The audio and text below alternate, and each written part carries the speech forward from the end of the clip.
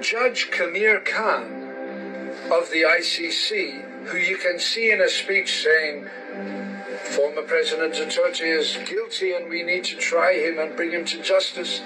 That man was accused of sexual assault by one of his junior lawyers in the ICC. Hello guys, good morning.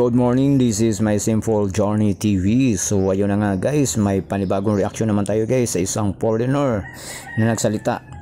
So ayun guys, mayroon siyang tinatawag na 7 reason kung bakit dito dapat litisin si Tatay Digong sa Pilipinas at hindi dapat sa The Hague. Kung bago ka pa lang sa aking channel, please comment, like, and share at pakipindot na rin po sa ating notification bell para lagi po tayong updated sa ating mga videos.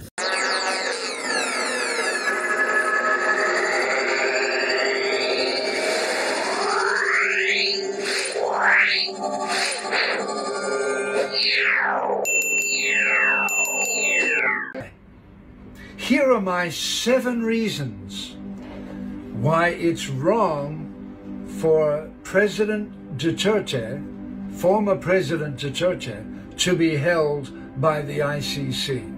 Are you ready? Number 1, the Philippines has their own judges and courts, both district and supreme. The Philippines can try Duterte. The Philippines doesn't need a court in the Netherlands to try Duterte. Oh, di ba guys? Meron tayong sariling batas dito. Dapat dito siya litisin at hindi doon sa The Hague. The ICC issued an arrest. Buti pa itong isang foreigner naintindihan pa yung tayong mga Pilipino. Ano ba yan? I don't think they should have done that. So I don't trust their judgment. And neither does President Donald J. Trump. 3. And this is the biggest reason for me. The biggest reason. According to the ICC, former President Duterte is guilty of crimes against humanity. Well, do you understand? If Duterte is guilty of crimes against humanity, the ICC would say that President Ferdinand Marcos Sr. was guilty of crimes against humanity. If Bongbong Marcos's papa was alive today, guess what? The ICC would issue a warrant arrest and send Interpol to arrest his father. Guess what? Do you think if a warrant of arrest was issued for Bongbong Marcos's dear father that he would cooperate and send his own father to the ICC? So, hindi talaga yun papayag, siyempre. Papa niya yan eh. No way. So I don't want to criticize the Philippines or your dear president, but that sounds hypocritical to me. Number 4, there are so many terrible people in the world today. Killers, ruthless killers and dictators. Why is Duterte the only one in the ICC? Recently, a rebel group took over the government of Syria. The current leader of Syria was wanted for terrorism and had a $10,000 bounty on his head. He's a ruthless killer, but the ICC people went to Syria and shook his hands. It doesn't make any sense. Why isn't the... So grabe guys, no?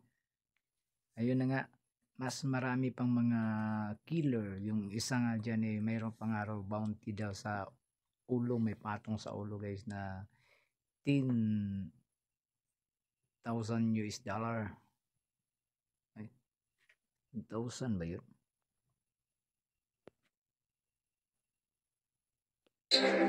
Duterte the only one in the ICC? Recently, a rebel group took over the government of Syria. The current leader of Syria was wanted for terrorism and had a $10,000 bounty on his head. He's a ruthless killer, but the Tama nga, $10,000 bounty of his head. Isipin mo yan guys, ruthless killer. Ang ano niya is terrorism. So, yun na nga guys, napakaraming mga wanted guys. Marami pang gumagawa ng mga karumal-dumal na krimen. Nandiyan pa si sa Israel, si Netanyahu. Ayun, mayroon siyang warrant of arrest talaga. Pero ayun, namamasya lang daw, hindi man lang hinuhuli. So, of all the people na mga criminals, bakit daw si Duterte yung nag-iisa lang nandun sa ICC? ICC people went to Syria and shook his hands. It doesn't make any sense. Nakipagkamay pa siya guys, pumunta pa siya doon sa Syria para makipagkamay. Doesn't make any sense. Why isn't the current leader of Syria arrested by the ICC? Why aren't all the other killers of the world in detention in the ICC? Why a president loved by his people in a democratic country, why is he the only one there?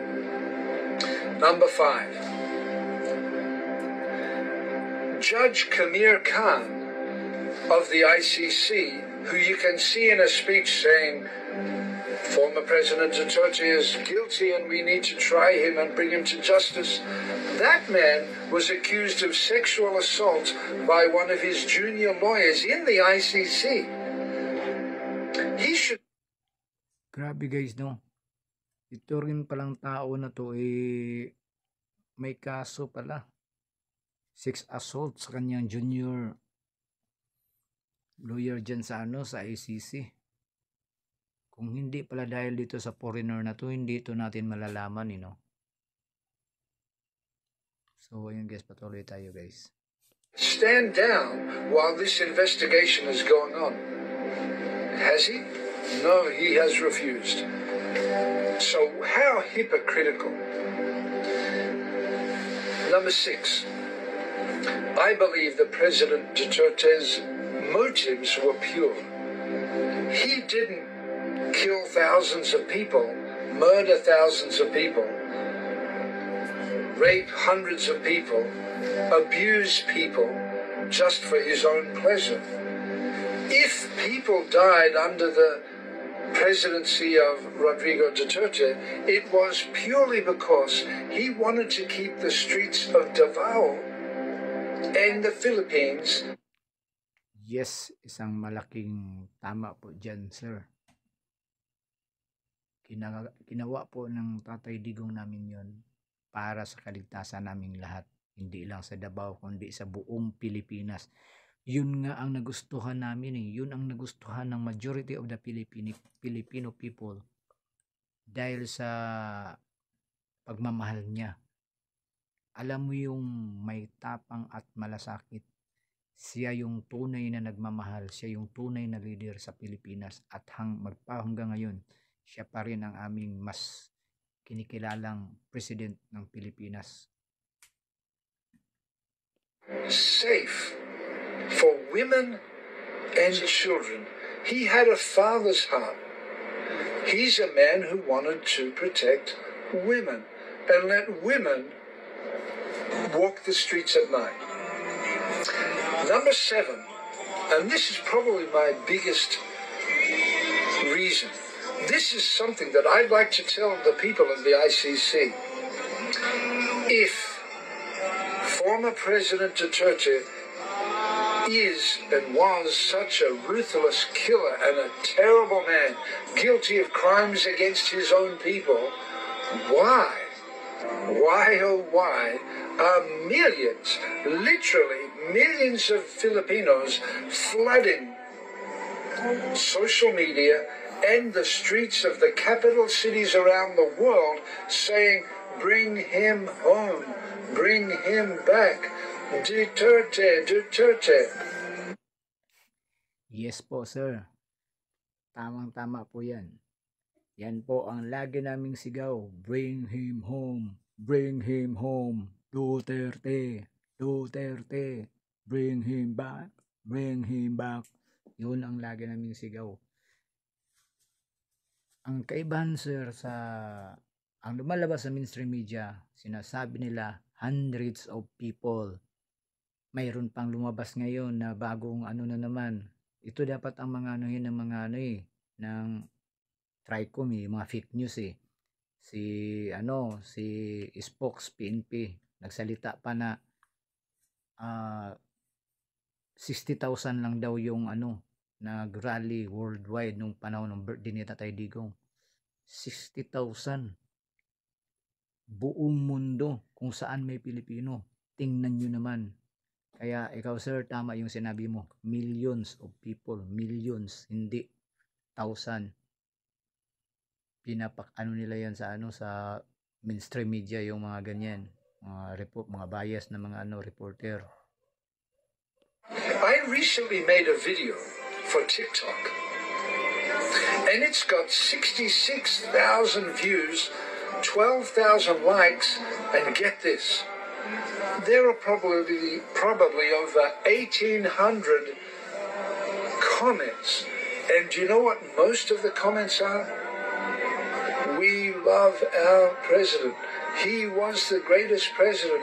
Bring him home. Bring Tatay home. Let me ask you. When the ICC says somebody is guilty of crimes against humanity in their own country, isn't it strange that the people of his own country say, bring him back? It doesn't make sense. Correct, sir. Correct. Absolutely not. Walang sisigaw sa kanila ng ganun. Dito lang yan. First time in history. Makikita mo yan. Pang pang Guinness Book of Record yung nangyari ngayon sa ginawa nila kay Tatay Digong. Nagsilabasan ang mga Pilipino buong mundo, worldwide.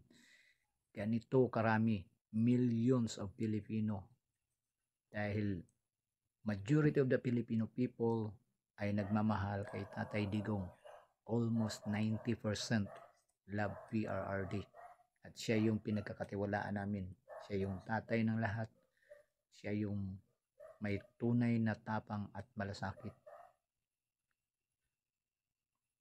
Okay, thank you for listening. God bless. So, ayun, sir. Maraming pong salamat. Maraming salamat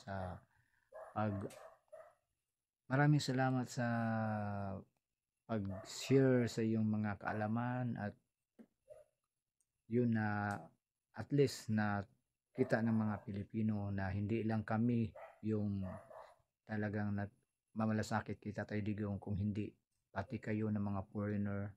Marami na akong na mga iba't ibang lahi na talagang nagsalita rin. Sa amin mga Pilipino, medyo na pa kami, kasi yung iba nag-aalangan pang magsalita kasi kinikitil na halos yung yung freedom of speech namin. Mayroon silang mga sinasabing mga pananakot na parang pinipigilan nila kami magsalita. So ayun, sir, maraming pong salamat. Sa mga yung mga nandito sa channel ngayon, paki-like, comment, and share naman, guys, and pa-subscribe na rin po. So ayun, guys, hanggang sa susunod. God bless us all, and Duterte pa rin. Bring him home. Please comment, share this, and follow.